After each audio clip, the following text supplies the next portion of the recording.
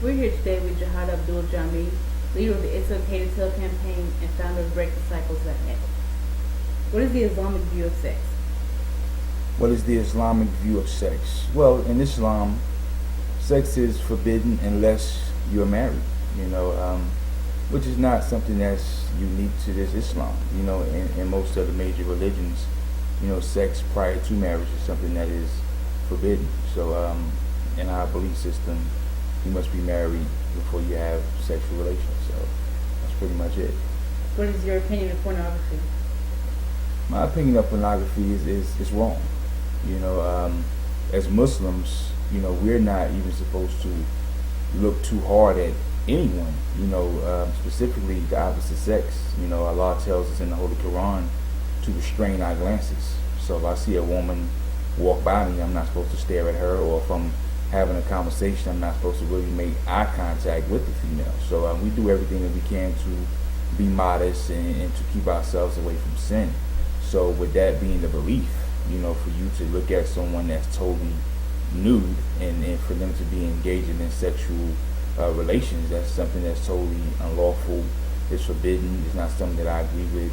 Also, I think it's something that it can potentially ruin an individual's future. We all change as time goes on. You may be 18 years old and feel like this is what you want to do. 10 years down the line, you're 28. You may regret that. You may regret that decision. But that's something that kind of locks you in time. Pornography locks you in time because at any time someone can put that DVD in or go online and see you in action. You know what I mean? And so that's something that kind of locks you into your past. And so it's something that I think is definitely an evil thing. And so I definitely wouldn't recommend it for anyone to engage in it or to view it. It has a negative effect on you.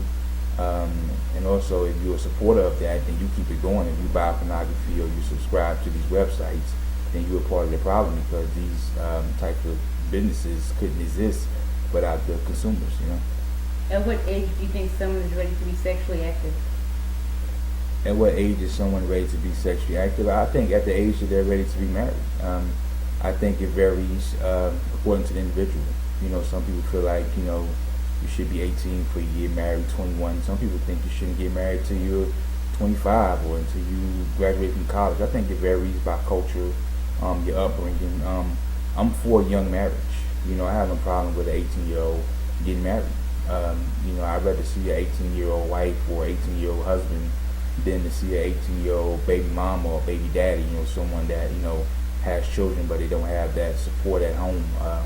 So I think there's nothing wrong with getting married young. I think it's all about being mature enough to understand the situation that you're getting into, being in a financial position to be able to maintain the situation because, that's just the way the world is, so you have to have money to feed yourself and also you have a child coming into the picture. So I think it's a lot of factors that come into play. I think age is not that big of a deal once you reach past a certain age. Now, of course, I don't believe in 9-year-olds getting married, which is, it happens in some cultures. But I think, if you're mature and you are at a reasonable age, I say reasonable age.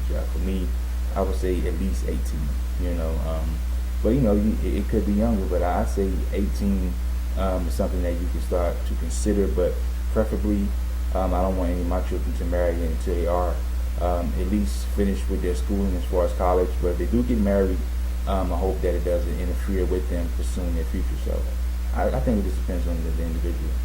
What is your opinion of threesomes? Threesomes. Well, my take on that is, why mess with perfection? You know what I mean? If two people are in love and they come together, then to me, in my life, I think a third party would just be in the way. You know what I mean? I don't need any help or any assistance with what it is that I do. And if you do, then you need to take a look at yourself. If you need a third party to be involved, I think in the long run it will damage the relationship, because when two people share something special between them, then you bring an outside party into that, it causes problems. It's also a spiritual issue. You may get to the point where you no longer satisfy one another because you brought this strange thing into your relationship. So now you may feel the urge and the need to always do something different. You may want to always have a third person there, or that person may begin to have feelings or want to have relations with that other person without you. So, from all the stories that I've heard, I've never heard of anyone that's been involved in the threesome and they have not at some point regretted it. Unless it's someone that you don't care about her, she doesn't care about you, and it's another person, then it may not really be an issue because that's not a relationship. If you're in a relationship and you bring a third party in, it's definitely going to be a problem. And like I said again, from a spiritual issue, I don't believe that is right. I don't think that it's lawful, and it's something that I think you should definitely shy away from. Do you think that an adult should be prosecuted for having sex with a minor? Should an adult be prosecuted for having sex with a minor? I really think it depends. Some people would say yes, of course, but I can't necessarily say that. I think number one depends on how old the adult is and how old the minor is. If he's 18 and she's 16, then it may be something to be considered. I'm pretty much for civil courts. I think there's something that should be not necessarily civil courts, but moral court. I think we should have something that addresses issues like that, so where the person may not necessarily be criminally prosecuted, but they will be prosecuted on another level. You know what I mean? I think if an 18-year-old has sex with someone that's 16, 15 years old, of course it's wrong. But it's not just because she's young. Like I said, I don't believe that you should be having sex unless you're married anyway. But if it does happen, I'm not necessarily convinced that the 18-year-old should be sent to the penitentiary and have a felony on his record. If that 16-year-old or 15-year-old was willing to have sex with him. Now, if the guy's 50 years old and the girl's 15, I think that's more of a difference because it's a bigger difference in the age. That guy has more experience than her. He's older, more mature, and so I think he should be held to a different standard in life. You should look at a 15-year-old like you look at your daughter. So I think an 18-year-old, obviously, he's not going to be looking at a 15-year-old in that way. So you have to consider the way that an 18-year-old mind works as opposed to someone that's 50 or something like that. So I think it really all depends on how young the individual is and how old the perpetrator is. But I think it should be on the table as an option, but not necessarily an automatic mandatory thing where you would be sent to prison for having sex with a minor. What advice would you give to a teenager who wants to abstain from sex until marriage, but is feeling pressure to be sexually active, whether it be from a significant other, his or her peers, or outside influences, such as the media? Well, I think you have to learn to be an individual, make your own decisions, and be comfortable within your own skin. If you have already made up your mind that you want to abstain from sex and you want to wait until you're married, then I think you shouldn't, without a doubt, let anyone influence you to do something that you don't want to do, whether it's the media, friends. Number one, if you want to wait until you're married to have sex and you have someone that's trying to convince you to do otherwise, number one, it's not your friend. A true friend is always going to encourage you to do the right thing. If there's something positive that you want to do, they're going to support you in that. They're never going to try to talk you out of it. And if this is a significant other, boyfriend, girlfriend, whatever, then obviously this is someone you need to get rid of. Because if you're trying to wait and do things the right way, which is the way that God says we should do it, and they're trying to talk you out of it, then that's the devil. They're definitely not someone that you want to have on your team. I'm not claiming to be a perfect individual at all, but I would never try to convince someone to go against what God say do. So I would think that's definitely not your friend. As far as the media is just that. That's television, that's music, that's entertainment. You can't let these outside influences dictate how you live and how you move. That's why they're there. They're there to influence you. They're there to get you to, follow their lifestyle, to wear what they wear, or drive what they drive, or to eat where they eat. That's what the whole media is all about. But you have to understand that that's their job to do that. That's entertainment, whether it be music, movies, or whatever. You can't let that dictate how you operate in the real world. So I would say you have to, of course, have a strong spiritual foundation. Pray, keep your faith in God. Fast. The fasting gives you discipline. You can go a whole day without eating. You definitely can refrain from giving into your sexual impulses. And I say choose your company wisely. Get yourself involved in a circle of people that are like-minded like yourself, that believe in abstinence as well. And if there is no one, then start your own group, start your own organization. And when you surround yourself with people that are like you, then you're more likely to stick to what it is you want to do. What is a virgin? When is someone no longer a virgin? For example, if someone engages in oral or anal sex but not intercourse, are they still a virgin? Well, for me, a virgin is someone, to me, that's very There's varying degrees of being a virgin. But of course, in a typical sense, a virgin is someone that has not been involved in any type of sexual relations, period. But I think if a woman has had oral sex, but she has not actually had vaginal intercourse, then I would still consider her to be a virgin because she hasn't been touched in that way. She's not been with the man in that way. Or you may have someone that has had anal sex, but no one has ever, like I said, penetrated her, vaginally. So it's varying degrees. If you have had oral sex, then I guess you would be a virgin in that sense. But for the most part, when you think virgin, you think of someone that's never actually had vaginal intercourse. But like I say, I think it varies. So yeah, I guess it depends on what exactly it is you're speaking about. But for me, a virgin is someone that, for the most part, has never had vaginal intercourse. Because if you've been with a man in other ways, but you haven't been with him there, he hasn't entered you in that way, then in a sense you are still a virgin.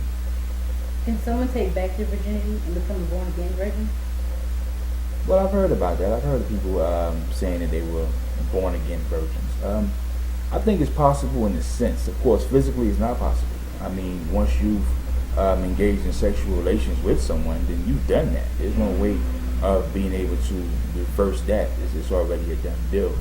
But I do think that I do believe in the whole concept of being born again, because being born again means to take on a new life. Just like in the spiritual sense, you do away with those old things. And so I think in a sense you can be a born again virgin, because the person that guy was with, or that girl was with, you may no longer be that person. You're a totally different individual. And so what your ex-boyfriend got, or what your ex-girlfriend got, or ex-wife, ex-husband, your new spouse won't get that. They're getting a whole different person, a whole different perspective.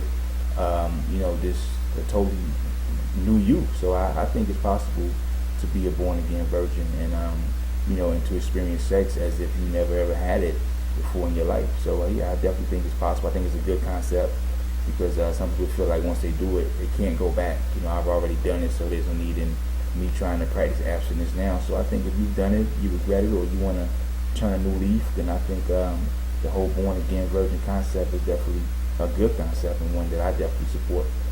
What is your opinion of sex between gay and lesbian couples? Well, I don't believe in it. I think homosexuality is wrong, it's a sin, and it's definitely something that we should partake in.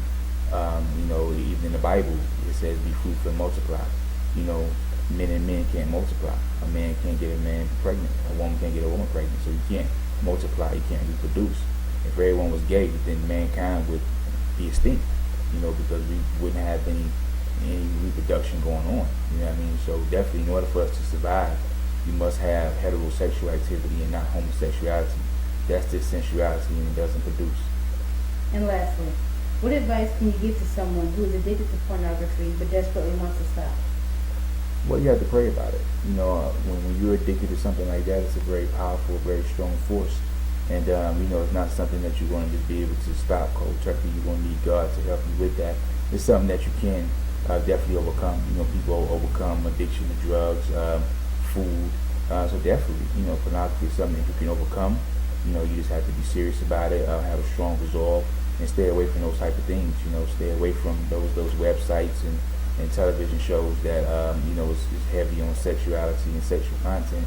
And, just like I said, fasting is a good way to learn discipline. And, you just have to be strong and keep striving, and definitely trusting God to help you, call on Him. He will definitely assist you with that. But it definitely will be a hard struggle, but not one that you can't overcome. So that'd be my advice, saying, trying to overcome an addiction to pornography or any other thing that's detrimental to your health and also your soul. Okay, well, we want to thank you for doing this interview with us again. You're welcome. You're more than welcome.